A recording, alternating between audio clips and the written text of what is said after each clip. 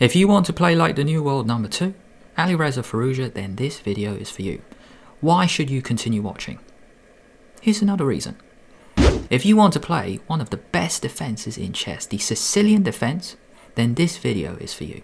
If you want to see how one side outclasses another side, then here we go. Parts 1 and 2, we're going to look at how Firouzja destroys two opponents who are much lower rated than him. Let's see how the New World number 2 plays the Sicilian defense. Firouzja is taking on a much lower rated opponent entitled Tuesday on chess.com. He is playing Sicilian, rated 2035. Firouzja rated 2759. Why am I picking this game? Because it really does show the difference in class. Firouzja has been playing the Sicilian this year. He's played a lot of Sicilians. e4, c5, knight c3, d6. We have the close Sicilian, which is this. Bishop g2, bishop g7. Black has a couple of pawn chains like this. After bishop e3, we can see black is controlling the d4 square 3 times with the pawn, knight and bishop. Black now plays h5, which is a weird looking move, but it's normal in these kind of structures because this knight is not on f3 at the moment. If it was, then you don't really want to play h4 because you can capture it. However, after h5, his opponent allowed this queen d2. White is ready to castle, h4. You got to take it, you can't allow h3. So take, you get a tempo on the rook drops back and h4. White is coming in with some attack, but knight f6, there's no attack. The knight can actually block on h5, bishop g5, knight h5. Black has completely stopped white's attack. Castle, queen a5. Even though this position is started off as a close Sicilian, it really does feel very open. The bishops and the queen completely slice the board. King b1, bishop e6. His brother has joined the party. Bishop g7, bishop e6, all facing the queen side. a3, this pawn is known as a hook because you can attack it easily with a move like b5, b4 coming in.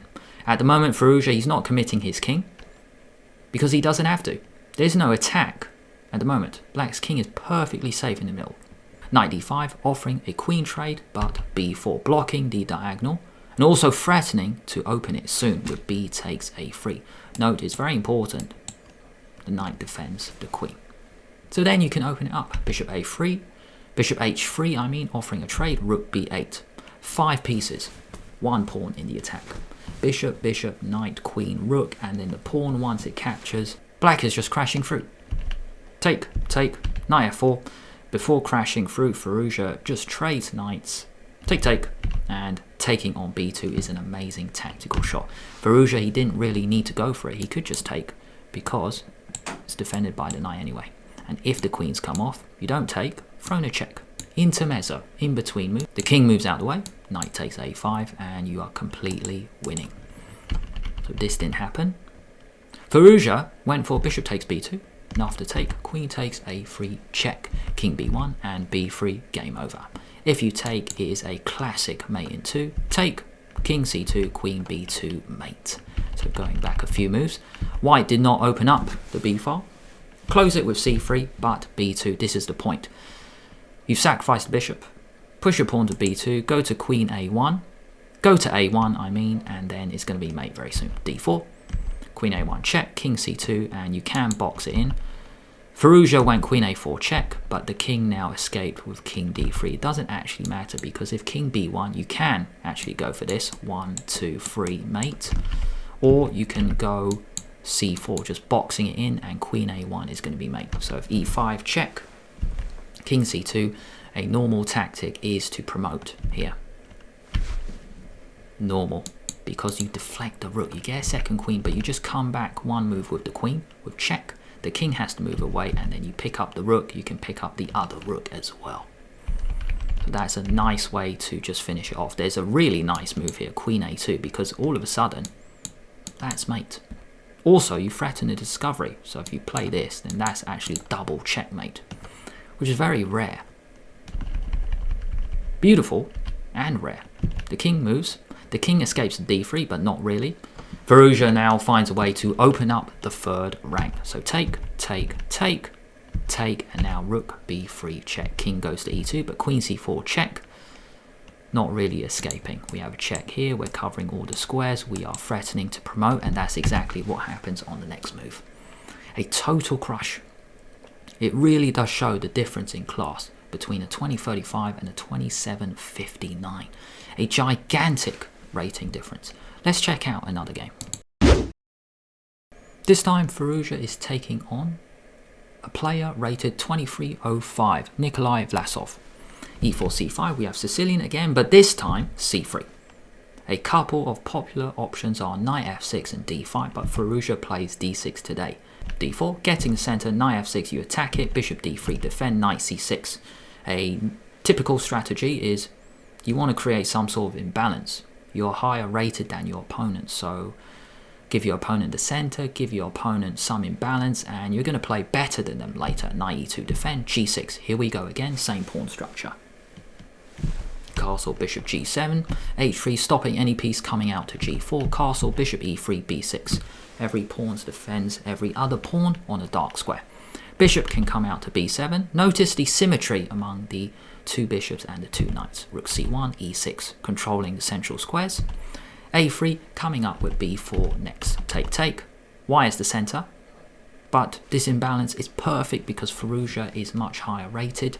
Gonna make better moves most of the time. And that is exactly what you need when you're playing someone lower rated. Just some sort of imbalance.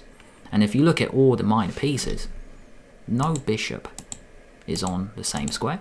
No knight is on the same square either. Queen d7, f4, looks impressive. 3 pawns in the center. Knight e7, rotate. Just bring the knight back, offer a rook trade, and you're putting pressure on the e4 pawn. This tends to happen in the Sicilian anyway. Black's target is actually white's first move, the e4 pawn. g4, overexpansion. Looks very impressive, I mean, but is it an overexpansion? Yes. 4 pawns in the center, rooks come off, attack the queen, and time to challenge one of the pawns with h5. g5, getting more space, overexpansion. If this diagonal ever opens up, then black is completely winning. Queen b3, which pawn to push now? How to challenge the center? Firouzja goes for d5.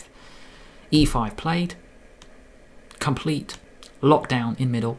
Knight f5 played, attack the bishop drops back here. You've got to push. You cannot play a pass like h4, because after this, black gets everything. Take, take, the diagonal is open. That's a target. These pieces are going to come in. So knight f5 and everything is good. Just a totally crushing position.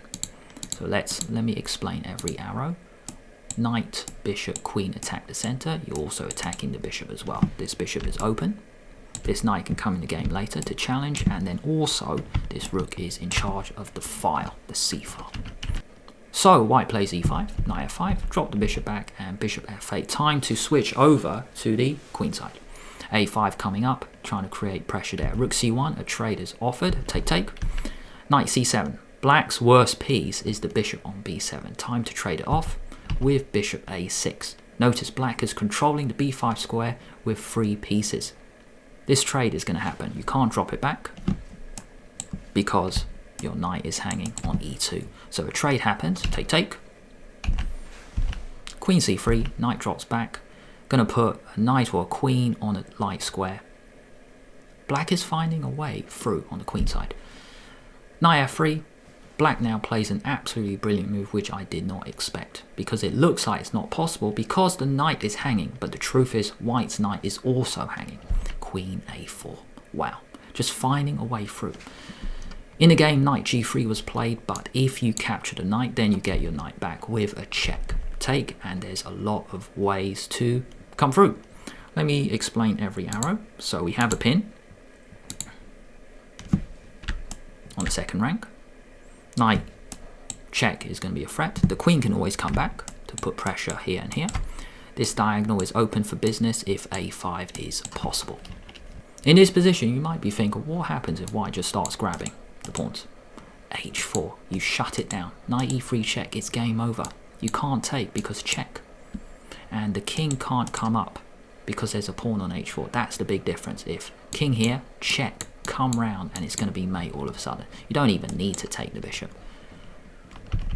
So that's why you just can't go pawn grabbing. You got to play a move like h4 and then queen e4. And then it's too dangerous. That pawn is going to drop. If you grab now, take. And if take, queen g4 check. That's the killer move, because there's no good way. There's no way to defend the knight. So that is how Firouzja was planning to get his pieces in.